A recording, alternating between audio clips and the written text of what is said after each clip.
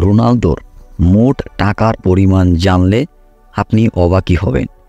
Cristiano Ronaldo footballer হিসাবে যে নাম অর্জন করেছে তার থেকেও সমপরিমাণ অর্জন করেছে একজন ব্যবসায়ী হিসাবেও।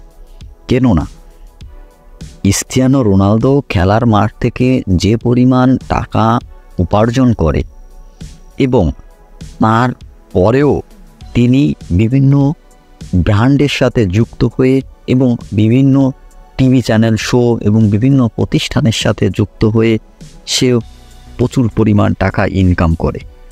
ক্রিস্টিয়ানো রোনালদো ফুটবল দুনিয়ায় লিওনেল মেসি এবং ক্রিস্টিয়ানো রোনালদো এই দুই মহাতারকার আয়ের উৎসই হচ্ছে তাদের মোট ম্যাচের পর নির্ভর করার সাথে সাথে তারা কোন কোন প্রতিষ্ঠানের সাথে চুক্তিবদ্ধ আছে সেসবেই।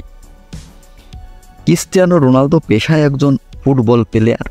মোট সম্পদ $490 মিলিয়ন বা 5,107 কোটি টাকা। মাসিক বেতন $7 মিলিয়ন বা 73 কোটি টাকা। বাৎসরিক আয় $875 কোটি টাকা বা $84 মিলিয়ন।